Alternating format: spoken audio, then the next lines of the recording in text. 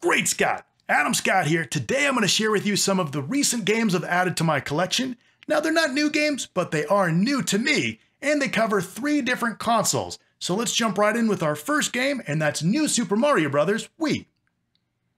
This game was released in 2009 and was a follow-up to New Super Mario Bros. On the DS. This is the first in the Mario Bros. Series to have simultaneous multiplayer, and it's a lot of fun where you can play with up to 4 people at the same time, playing as Mario, Luigi, and the 2 Toads. Now I have to ask, why in the world can't we play as the princess? You know, like in Super Mario Bros. 2. I get it. You have to save the princess, that's the story. But look, is the story in a Mario game really that important? Why can't we play as the hovering princess like in Mario 2?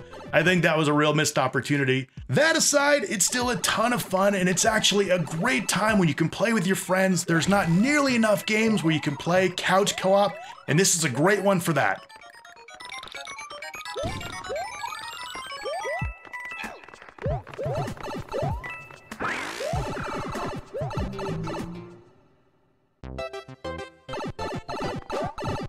Alright, what's funny about this is I actually don't even have a Wii. I have a Wii U. Yeah, I'm one of the 6 people who bought a Wii U, but it's actually a great console. It has the full backwards compatibility with all of those Wii games, plus it has the HD Wii U games. So it's like 2 consoles in one. You can't really beat that. So I continue to collect games, both Wii U and Wii games that I can play on the Wii U. And another Wii game that I've added to my collection is Super Mario Galaxy 2. This was a fantastic follow-up to Super Mario Galaxy. It came out in 2010, and the story follows Mario as he follows Bowser into space, where, very much a shocker of course, he has imprisoned Princess Peach once again, and in this case he's taken control of the entire universe using Power Stars and Grand Stars. So you have to travel across the different galaxies to recover Power Stars in order to travel to the center of the universe and rescue Princess Peach. Now what's interesting about this title is it started as just an updated version of Super Mario Galaxy. It was going to be released called Super Mario Galaxy More, but so many additional new ideas were added that eventually it broke off and became its own sequel. The Super Mario Galaxy series was really the second big evolution for Mario in 3D. The first, of course, being Super Mario 64, but this one expanded on that by making that third dimension much more of a component of how you play, and I think they're absolutely fantastic. I would love to see these remastered and brought up to the Switch.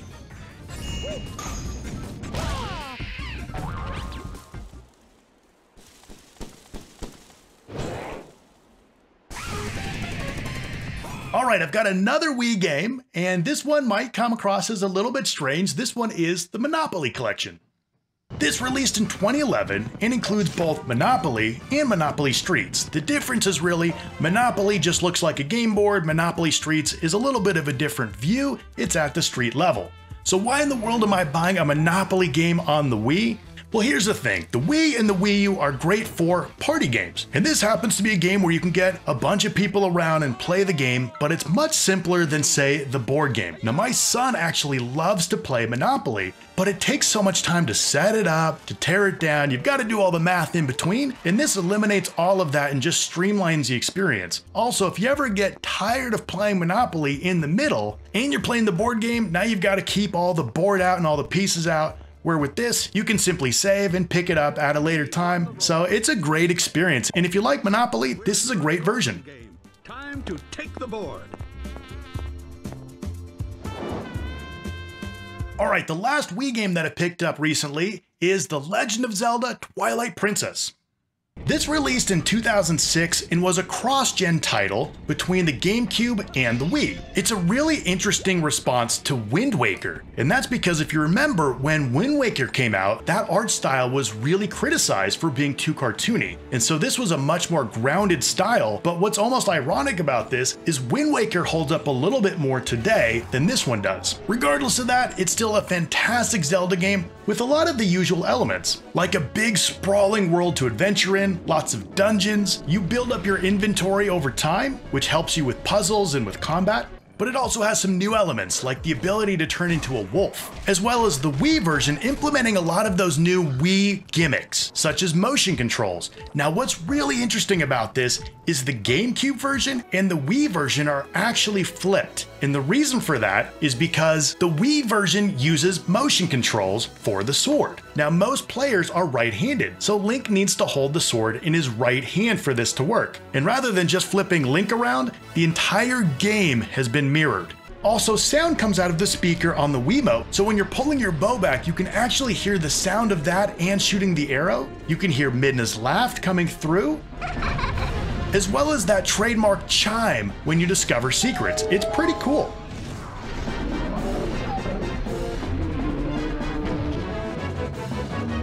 Alright, moving over to the PS3, I've got a couple of games here. First up is Deadly Premonition. I've got the director's cut. Okay, what in the world to say about Deadly Premonition? Now, it came out in 2010, but it's unlike almost anything else you've played back then or since. It's an open-world survival horror game, and it's been directly inspired by Twin Peaks.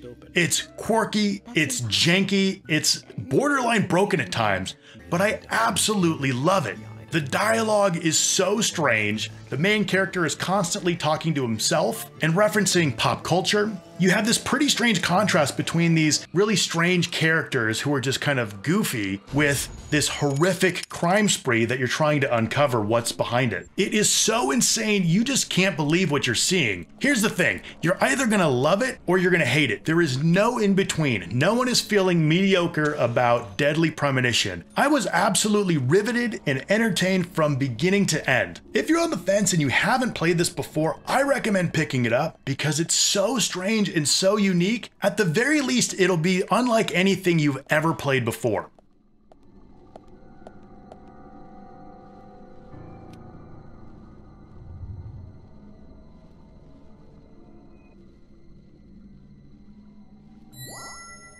Alright, moving on to another PS3 game, and this is by a developer that I absolutely love, by Vanillaware, and this is Dragon's Crown.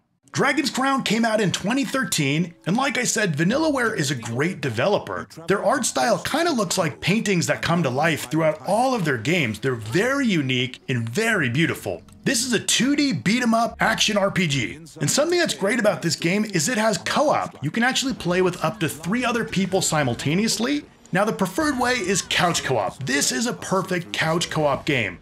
There is online, but I imagine that in this day and age, that's probably dead, especially with the PS3 version. There was a remastered version for PS4, and that one's probably more active. But if you can get 3 other buddies together, this is a great time. Now, while the art direction is amazing, there was some criticism for the character designs, particularly for the women. They're very exaggerated, almost to the point of being deformed, but I still think it looks super cool. Not only does each character look unique, but they all play unique as well. So this creates a lot of replayability where you can go back through the same level and with a different character, it'll feel and play differently. You have this really great loop in this game where you go to the town, you upgrade, you buy new equipment, then you go and explore the 9 dungeons in the environment surrounding the town. You beat up tons and tons of enemies, you gain loot, you level up, you do it all over again. Just a great, great time.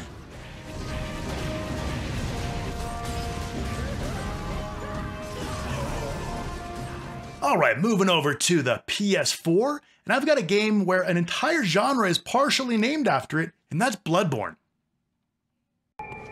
When you hear the Soulsborne genre, that's a combination of Dark Souls or Demon Souls and Bloodborne. This whole series and this genre was really created from Software.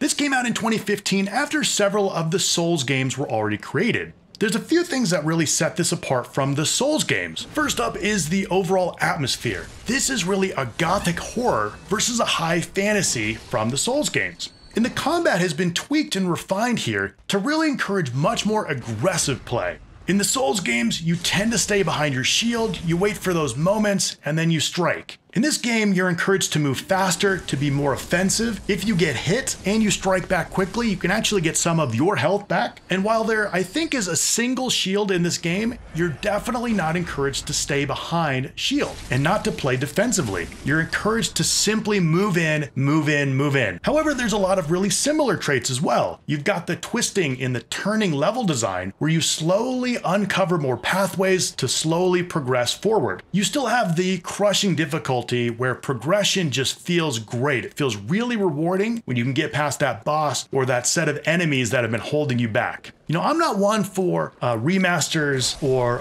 remakes and saying that many games need that, but this is a game that absolutely needs, at the very least, a PS5 update. And the reason for that is that frame rate is really key in a game like this. Being able to move quickly, being able to react as fast as possible. And this game often barely hangs on to 30, and in many cases goes below that, so it can hamper the experience. Getting it at a locked 60 would be pretty much a literal game changer. But regardless of that, it's still an incredible game. This is one where if you haven't played any of the Soulsborne games before, plenty of people who don't really like the Dark Souls games love Bloodborne. So I highly encourage you to pick this one up and play it if you haven't done it before.